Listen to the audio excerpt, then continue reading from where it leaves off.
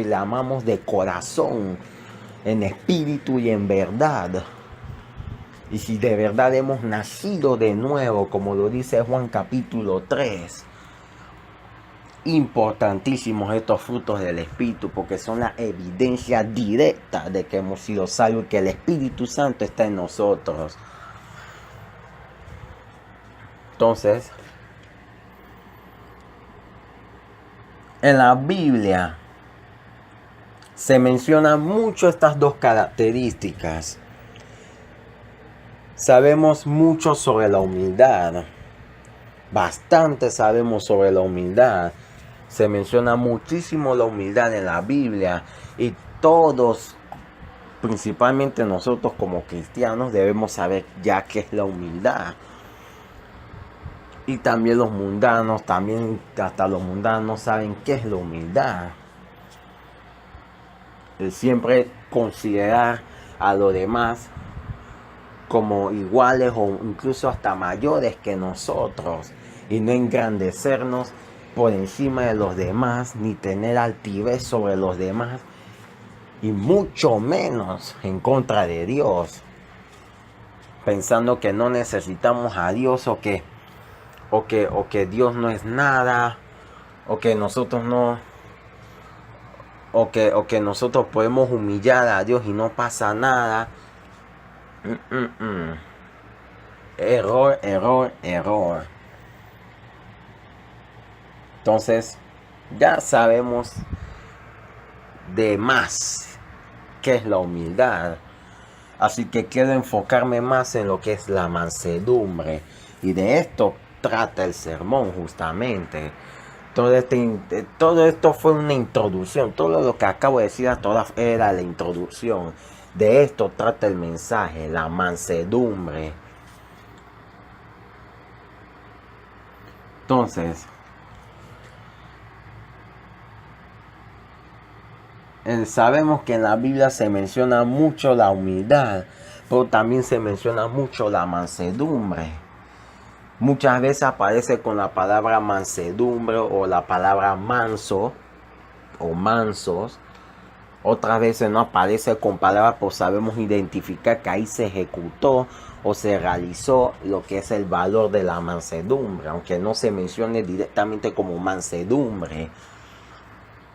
Hay muchos ejemplos en la Biblia. Entonces,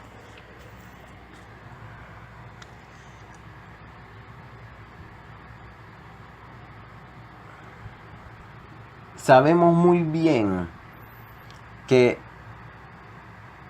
es la humildad y que como seguidores e imitadores del Señor Jesucristo, como cristianos, debemos ser humildes. Vamos a concentrarnos más en la mansedumbre. Primeramente veamos que la humildad y la mansedumbre son muy parecidas, no son lo mismo, pero son muy parecidos. Y aunque no sean lo mismo, las dos siempre van amarradas, van de la mano, están casadas una con la otra.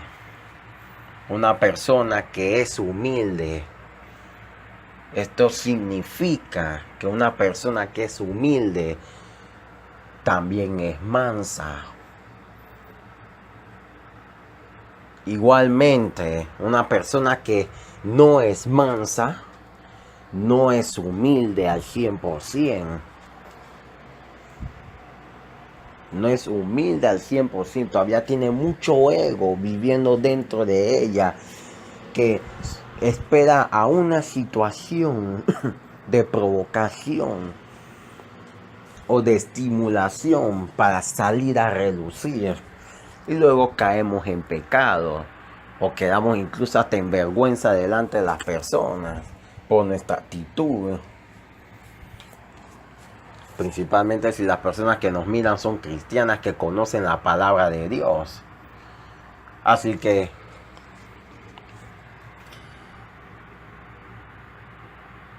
esta es la razón que la humildad y la mansedumbre van juntas. Esta es la razón por qué el Señor Jesucristo las menciona juntas. Aprended de mí que soy manso y humilde de corazón.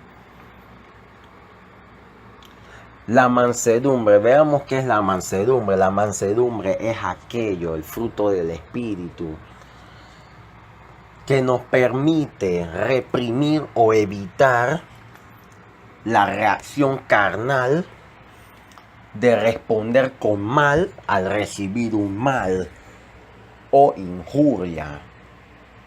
Una injuria es un insulto o algo que nos hacen, que nos ofende. Entonces, es lo que nos permite reprimir o evitar la reacción carnal de responder a otra persona con mal a causa de recibir un mal o una injuria de parte de aquella persona, de parte de otra persona. Pues esto es tentación del diablo. Cuando alguien nos provoca, nos insulta, nos golpea con la intención de ver qué vamos a hacerle, eso es tentación del enemigo. Ese es el enemigo que quiere sacar a relucir tu ego. Y que por ese breve momento deseches el control que te da el Espíritu Santo y recurras a tu ego, recurras a tu hombre carnal, al hombre que se supone que estás dejando o que ya debiste haber dejado al convertirte a Cristo. Entonces eso es lo que hace el diablo. El diablo quiere aprovechar esas oportunidades para hacerte volver atrás, hacerte retroceder. Entonces, quiero explicar algo bien aquí. La mansedumbre no significa que nosotros no nos podemos defender de cuando alguien nos hace un mal. No significa que no debemos defendernos. Podemos defendernos cuando alguien nos hace un mal. Lo que no debemos hacer es contraatacar a ese mal recibido, contraatacarlo. Porque al contraatacar ese mal, eso es una venganza. ¿Y qué dice la palabra del Señor? Tanto en el Antiguo Testamento, que no me acuerdo ahora mismo dónde está, como en Romanos capítulo 12. Dice así la palabra del Señor: a nadie paguéis mal por mal, no os venguéis vosotros mismos, sino que del Señor, de Dios es la venganza. Él es el que pagará, Él es el que vengará, porque el Señor es el único juez, el Señor es el único que puede juzgar, y por eso el Señor es el único que está en la facultad de tomar una venganza, porque esa venganza que Él toma es justicia. La venganza que nosotros tomamos no es justicia, al menos que el Señor mismo te lo autorice. Y sabemos bien que el Señor no va en contra de su palabra, así que hay que esperar en el Señor. Entonces, eso es lo que quiero dejar claro. La mansedumbre no significa que no nos podamos defender, sino que nos está diciendo que no podemos o que no debemos contraatacar a un mal recibido, o sea, tomar venganza, ya sea impulsiva, causada por la ira o por el malestar del momento de cuando alguien comete la injuria contra nosotros, o ya sea premeditada, a causa del rencor o de la falta de perdón, del resentimiento, y maquinamos cómo podemos vengarnos de la persona que nos hizo mal. Eso no podemos hacerlo. La mansedumbre no quiere evitar que nosotros nos defendamos. La mansedumbre quiere evitar que caigamos en pecado a causa de reaccionar carnalmente a las situaciones, a esas situaciones que son tentación del enemigo, y que Dios lo usa como prueba para examinarnos, y en caso de que lo soportemos nos recompensa. Si caemos, el Señor nos corrige y nos hace ver en dónde estamos fallando para que recurramos a Él para fortalecer ese aspecto. Entonces, ese es el objetivo de la mansedumbre y lo que es la mansedumbre. Entonces, escuchen bien esto. Incluso si evitamos reaccionar carnalmente, o sea, reaccionamos con mansedumbre, recurrimos a lo que nos guía el Señor en el Espíritu Santo, nos apegamos a la guía y a la influencia del Espíritu Santo, somos comparables a personas sabias. O sea, si logramos lograr esto, somos personas sabias. Vamos a ver algunos versículos de Proverbios. ¿Qué les parece?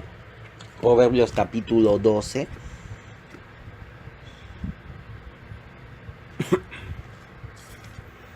Proverbios capítulo 12, versículo 16. Proverbios capítulo 12, versículo 16. Dice la palabra del Señor. El necio al punto da a conocer su ira, mas el que no hace caso de la injuria es prudente. Ahí está. ¿Quiere más evidencia? Vamos al capítulo 14. Capítulo 14, Proverbios capítulo 14, versículo 29.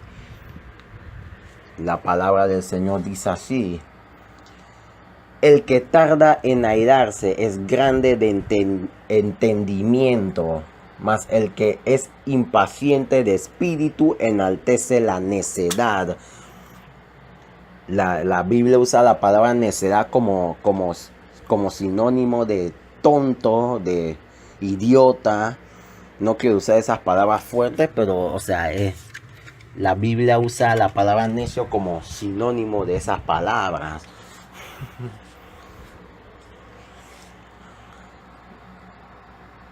Vamos con otra evidencia, ¿qué les parece? Capítulo 19 de Proverbios, versículo 11. Dice así, Proverbios 19, 11. La cordura del hombre detiene su furor y su honra es pasar por alto la ofensa. Interesante. 26:4.